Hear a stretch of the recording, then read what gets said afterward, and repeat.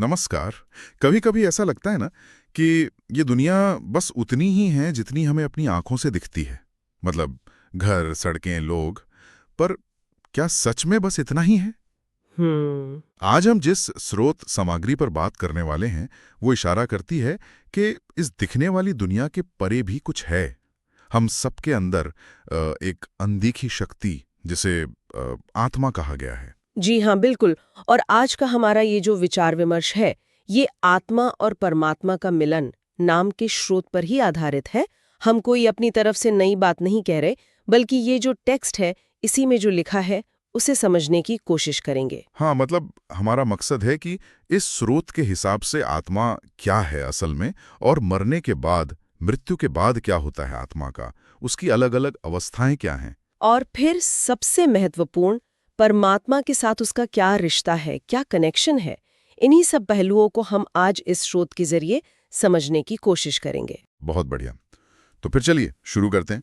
स्रोत की शुरुआती, जहां तक मुझे याद है, आत्मा की प्रकृति, उसके नेचर को लेके एक बहुत बुनियादी बात से होती है ना? हाँ, बिल्कुल। स्रोत सबसे पहले आत्मा के लिए दो शब्द इस्तेमाल करता है, अनादि और अविनाशी। अनादि और अविनाशी। अनादि का मतलब है जिसकी कोई शुरुआत नहीं, कोई आदि नहीं, और अविनाशी मतलब जिसका कभी नाश न हो सके, जो कभी खत्म न हो। ये हमारे शरीर से एकदम अलग है। हाँ, ये शरीर तो मतलब नश्वर है, पैदा होता है, बूढ़ा होता है, खत्म हो जाता है। सही कहा। शरीर की एक उम्र है, एक सीमा है। लेकिन स्रोत कहता है कि आत्मा इस जन्म मृत्यु के चक्र से, इस आने जाने से परे है। शरीर के मिट जाने के बाद भी आत्मा का जो अस्तित्व है वो बना रहता है। ये बात तो अपने आप में काफी गहरी है कि हमारा जो असली मैं है वो शायद ये शरीर नहीं, बल्कि वो आत्मा है जो बदलती नहीं, खत्म नहीं होती। बिल्कुल। और यहीं से बात और भी दिलचस्प हो जाती है। स्रोत ये भी बताता है कि मृत्यु जो है वो कोई अंत नहीं है, मतलब फुल स्टॉप नहीं है। बिल्कुल। वो आत्मा के सफर का बस एक पड़ाव है। एक पड़ाव। हाँ, शरीर छोड़ने के बाद भी आत्मा की यात्रा चलती रहती है। लेकिन वो यात्रा कैसी होगी, आत्मा किस हाल में रहेगी, ये इस पर निर्भर करता है कि उसने जीवन कैसे जिया था। अच्छा। जी, उसके कर्म कैसे थे, उसकी सोच कैसी थी, इच्छाएं क्या थीं। ये सब बातें तय करती हैं कि मृत्यु के बाद आत्मा की अवस्था क्या होगी। तो मतलब ये कोई सीधी सपाट बात नहीं है कि शरीर छूटा और आत्मा चली गई। इसमें भी फर्क है। स्रोत अलग अलग तरह की अवस्थाओं के बारे में बताता है, जैसे कोई अलग अलग डेस्टिनी। डेस्टिनी शब्द शायद थोड़ा वजनदार हो जाएगा, लेकिन हाँ, स्रोत अलग अलग अवस्थाएं जरूर बताता है। इसमें मुख्य तौर पर 4 तरह की स्थितियों का जिक्र मिलता है। पहली है संतुष्ट आत्मा। संतुष्ट आत्मा, हाँ, ये उन लोगों की आत्माएं बताई गई हैं जिन्होंने जीवन में अच्छाई को चुना, मतलब प्यार से रहे, दूसरों के प्रति दया का भाव रखा, सच के रास्ते पर चले। ऐसी आत्माएं मरने के बाद भी एक तरह की रोशनी और शांति महसूस करती हैं, और शांति की ओर ही आगे बढ़ती हैं। अच्छा, यानी जैसा जीवन में बोया वैसा मृत्यु के बाद काटा, कुछ ऐसा स्रोत का मानना है। ये तो हुई अच्छी बात, लेकिन इसका उल्टा भी होता होगा फिर। हाँ, बिल्कुल। दूसरी अवस्था बताई गई है असंतुष्ट आत्मा, और इसके कारण भी एकदम उल्टे हैं। स्रोत कहता है कि अगर जीवन में बहुत सारी इच्छाएं अधूरी रह गईं, किसी चीज से या किसी इंसान से बहुत ज्यादा मोह था, लगाव था जिसे छोड़ नहीं पाए, या फिर बहुत तीव्र वासनाएं थीं, तो ऐसी आत्माएं मरने के बाद भटक सकती हैं। भटक सकती हैं मतलब उनका मन, उनकी चेतना जो है वो उन्हीं पुरानी जगहों या लोगों या अधूरे सपनों में फंसी रह जाती है। एक तरह से वो अपने ही बनाए हुए ख्यालों के जाल में उलझ जाती हैं। अरे बाप रे, ये सुनने में थोड़ा बेचैन करने वाला है। जैसे कोई आगे बढ़ना चाहता है पर पीछे कुछ खींच रहा हो। क्या ये सिर्फ इच्छाओं और रिमोहों तक ही है, या जो नेगेटिव भावनाएं होती हैं, गुस्सा, जलन, उनका भी कोई रोल है? बिल्कुल है। तीसरी अवस्था जो स्रोत बताता है वो है अशुभ या दुष्ट आत्मा। अशुभ आत्मा। जी, ये उन आत्माओं की स्थिति है जो जीवन में बहुत ज्यादा गुस्सा, जलन, नफरत जैसी नेगेटिव भावनाओं से भरी हुई थीं, जिन्होंने दूसरों को तकलीफ दी या दूसरों का बुरा चाहा। स्रोत के मुताबिक मरने के बाद भी उनकी ये नेगेटिविटी खत्म नहीं होती। अच्छा। हाँ, उनके आसपास एक भारीपन सा, एक डर का सा माहौल महसूस हो सकता है, और वो दूसरों की शांति भंग करने की कोशिश भी कर सकती हैं, ऐसा स्रोत में लिखा है।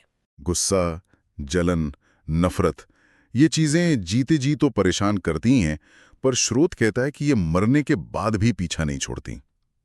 तो ये 3 अवस्थाएं हो गई, संतुष्ट, असंतुष्ट और अशुभ। ये तीनों कहीं ना कहीं जीवन के कर्मों और मन की हालत से जुड़ी हैं। क्या कोई ऐसी भी अवस्था है जो इन सब से बिल्कुल आजाद हो? हाँ, बिल्कुल है। और वही चौथी और आखिरी अवस्था है मुक्तात्मा। मुक्त आत्मा। ये वो बहुत कम मिलने वाली आत्माएं हैं जिन्होंने जीते जी ही दुनिया के सारे बंधन, मतलब मोह माया, इच्छाएं, ये सब छोड़ दिया था, जिन्होंने खुद को कर्ता मानने का भाव छोड़ दिया था। स्रोत कहता है कि ऐसी आत्माओं के लिए कोई भटकाव नहीं होता, कोई अधूरापन नहीं रहता।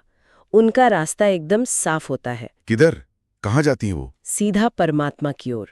ऐसी आत्माएं इस दुनिया के सुख दुख, जन्म मरण के चक्कर से पूरी तरह बाहर निकल जाती हैं और परम शांति और परम आनंद की स्थिति को पा लेती हैं। मुक्त आत्मा, सीधा परमात्मा की ओर। यहीं पर वो बड़ा सवाल खड़ा होता है, ये परमात्मा क्या है फिर? अगर आत्मा का आखिरी लक्ष्य परमात्मा से मिलना है, तो स्रोत परमात्मा के बारे में क्या कहता है? क्या उसे किसी धर्म या भगवान से जोड़ा गया है? नहीं, यहीं पर स्रोत बहुत साफ है। वो परमात्मा को किसी भी एक धर्म या मजहब या पंथ की सीमाओं में नहीं बांधता। स्रोत के अनुसार परमात्मा किसी एक पूजा के तरीके या किसी एक किताब तक ही सीमित नहीं है। ये बात तो बहुत जरूरी है, क्योंकि अक्सर लोग परमात्मा को किसी न किसी रूप या नाम से ही जोड़कर देखते हैं।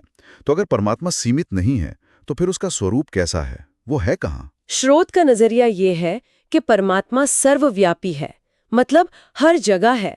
वो मंदिर की मूर्ति में भी है, तो रात में चमकते तारों में भी। हर जगह? हाँ, वो हरे भरे पेड़ों की पत्तियों में सांस लेता है, तो समंदर की गहरी से गहरी जगह में भी उसी का वास है। कहने का मतलब ये है कि दुनिया की हर चीज में, हर कण में उसी का रूप झलकता है। ऐसा स्रोत का मानना है। सर्वव्यापी, यानी कोई जगह ऐसी नहीं जहां वो ना हो। ये तो बहुत ही विशाल कल्पना है। क्या कोई और खास बात बताई गई है उसके बारे में? जी, स्रोत उसे समय और स्थान की हदों से भी परे बताता है। जैसे आत्मा अनादि और अविनाशी है, बिल्कुल वैसे ही परमात्मा भी अनादि और अनंत है। अनादि और अनंत? हाँ, न उसकी कोई शुरुआत है न कोई अंत। वो हमेशा से था, हमेशा है और हमेशा रहेगा। वो किसी टाइम पीरियड या किसी खास जगह में बंधा हुआ नहीं है। अनादि, अनंत, सर्वव्यापी और किसी रूप में बंधा नहीं, निराकार। ये गुण तो परमात्मा को हमारी रोजमर्रा की समझ से बहुत ऊपर ले जाते हैं। तो फिर एक आत्मा जो खुद अनादि अविनाशी है, उसका इस अनादि अनंत परमात्मा से मिलना, इस मिलन को कैसे समझाया है स्रोत ने? क्या होता है इस मिलन में? इसके लिए स्रोत एक बहुत ही आसान और खूबसूरत उदाहरण देता है। सोचिए, एक नदी है, पहाड़ों से निकलती है, मैदानों में बहती है ना? उसका अपना एक रूप है, अपनी एक पहचान है। हाँ, बिल्कुल। लेकिन जब वो बहते बहते आखिरकार समंदर में मिलती है, तब क्या होता है? तो वो नदी दी रहती, वो समंदर का हिस्सा बन जाती है, अपनी अलग पहचान खो देती है। बिल्कुल यही। स्रोत के अनुसार आत्मा का परमात्मा में मिलना भी ठीक ऐसा ही है।